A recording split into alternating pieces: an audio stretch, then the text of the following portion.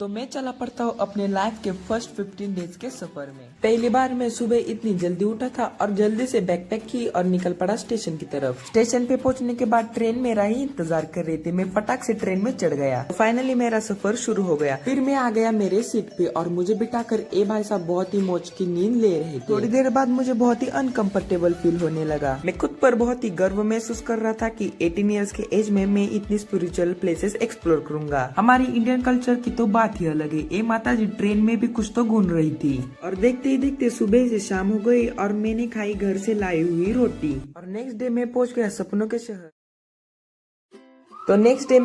सपनों के शहर दिल्ली में। मैंने अपना सामान उठाया और निकल पड़ा अपने बस की तरफ। मुझे दिल्ली देखने की इतनी एक्साइटमेंट थी कि मैं आपको बता नहीं सकता। मैं जल्दी से बैठ कर गया अपने फर्स्ट जगह पर। वो था दिल्ली का मशहूर बिरला मंदिर। मैं जल्दी से फ्रेश हुआ, खाना पीना खाया और गया बिरला मंदिर देखने। वहाँ पर मैंने अपने आप को ऐसा शांत फील किया कि माना कि इस दुनिया में मैं अकेला ही हूँ। फिर मैं आवारा लड़के जैसा दिल्ली के सड़कों में घूमते घूमते आया इंदिरा गांधी जी के मेमोरियल में, जहाँ पर मैंने इंदिरा गांधी जी का घर देखा और उनका ऑफिस ही मानो मुझे लाइब्रेरी जैसे लग रहा था। फिर मैं दिल्ली के तपते सूरज में चलते चलते आया इंडिया गेट देखने। इंडिया गेट देखने के बाद मैंने नींबू पानी पिया और मुझे पेट में ठंडा ठंडा कुल महसूस होने लगा। और दिल्ली के ट्रैफिक में गुजरने के बाद मैं आया जामा मस्जिद। और रात में मैं गया दिल्ली के मशहूर मार्केट चांदनी चौक में, जहाँ पर मैंने कुछ भी नहीं खरीदा। फिर मुझे जाना था दिल्ली के रेड फोर्ट में, लेकिन मुझे बहुत ही लेट हो गया था। मुझे ऐसे लगा कि वो अब बंद हो जाएगा, लेकिन वहाँ पर जाने के बाद मैं ऐसे दृश्य देखता हूँ जिसे देखकर मैं हैरान हो गया। तो अगले दिन की शुरुआत होती है महाभारत की भूमि के कुरुक्षेत्र से। सुबह उठकर जल्दी से नहाने के बाद मैं नीचे जाता हूँ, नाश्ता करता और निकल पड़ता हूँ कुरुक्षेत्र एक्सप्लोर करने।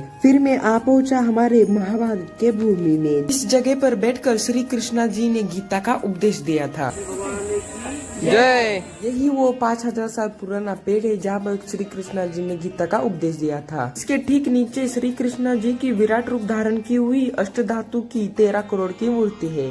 फिर मैं आया बद्री नारायण के मंदिर में और मैं यहाँ पर शांति से बैठता हूँ। थोड़ी देर में मैं जाता हूँ अपने रूम की तरफ। रूम से बैग उठाता हूँ और निकल पड़ता हूँ अपनी नेक्स्ट डेस्टिनेशन की तरफ। फिर मैं कड़ी धूप में ठंडा ठंडा आइसक्रीम खाता हूँ और मैच देखते देखते आगे बढ़ता हूँ। शाम होने के बाद मैं चाय की चुस्की लेता हूँ और रात में मैं अराइव होता हूँ मेरी डेस्टिनेशन पे।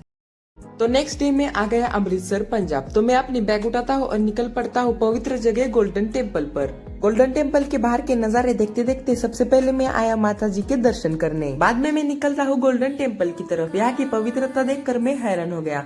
फिर मैं मेरे पैर धोकर अंदर प्रवेश लेता हूँ। अंदर आने के बाद मुझे अलग ही वाइब आई, जिससे मेरे गूज बम निकल आए। यहाँ पर आने वाले सभी इंसानों के अंदर एक अलग सी नम्रता थी जो मुझे दिखाई दी। फिर आपका वो अमीर हो या गरीब हो, वो किसी की भी मदद करता था। फिर 2 घंटे लाइन में गुजरने के बाद फाइनली मेरा दर्शन हो गया। फिर मैं आया जालियनवाला बाग, जहाँ पर ब्रिटिशों की तरफ से हमारे निर्दोष लोग मारे गए थे।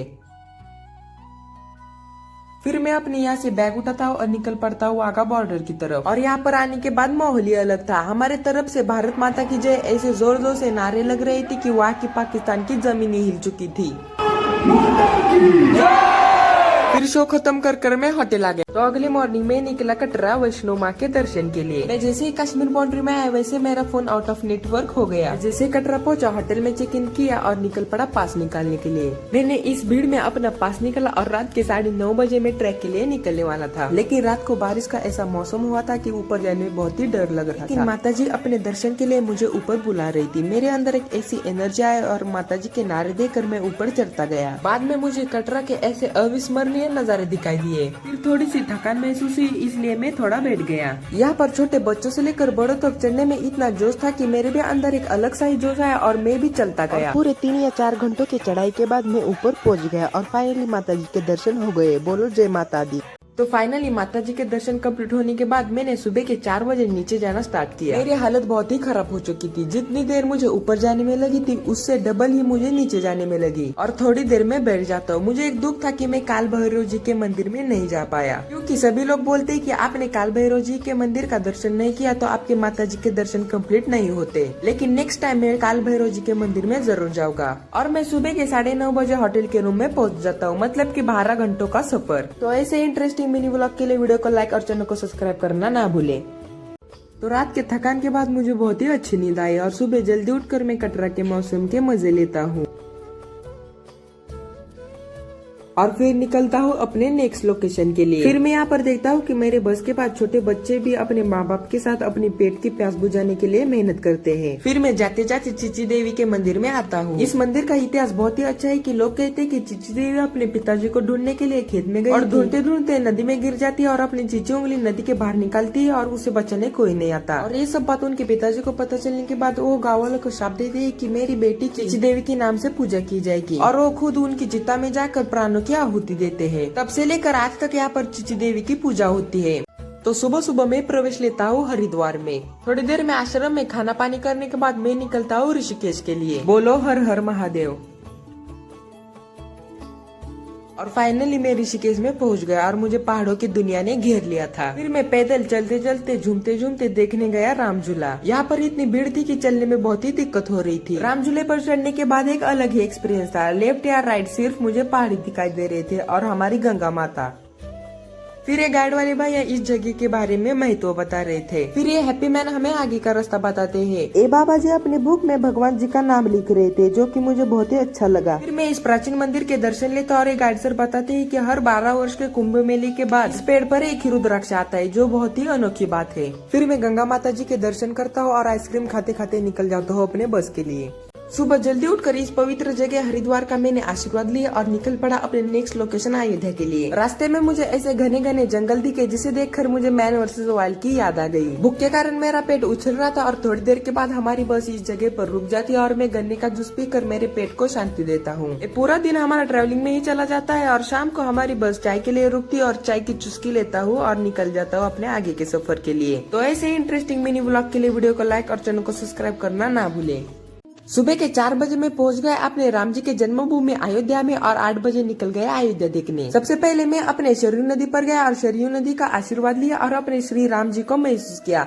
बोलो जय श्री राम।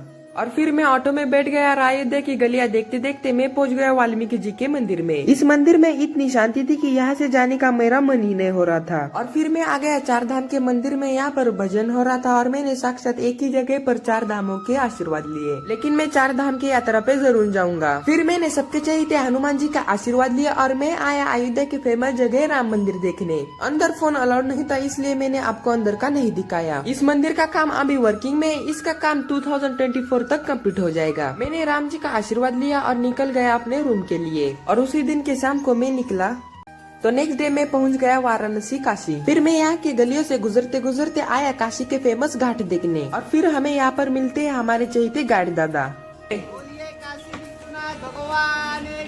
फिर मैं बोट में बैठकर जाता हूँ गंगा जी के स्नान करने के लिए। गंगा जी के स्नान करने के बाद मेरा पूरा मन तो पवित्र हो चुका है। फिर हमारी बोट मणिकर्णिका घाट पे रुक जाती है और यहाँ पर हजारों लोग अपने पितरों के पिंडदान कर रहे थे। इस घाट पर दिन हो या रात यहाँ पर 24 घंटे चिताई जली जाती है और यहाँ पर जो भी आएगा उसे हंस के अलविदा किया जाएगा। फिर थोड़ी देर के बाद मैंने ठंडी रबड़ी वाली लस्सी पी, जिसे पीकर मेरा मन पावन हो गया। बाद में मैं शंकर भगवान जी के मंदिर गया था और इस मंदिर की खासियत ये थी कि इस मंदिर का ज्योतिर्लिंग अपने आप जमीन से प्रकट हुआ था। और फिर मैं थकता मुंह लेकर गया अपने होटल में।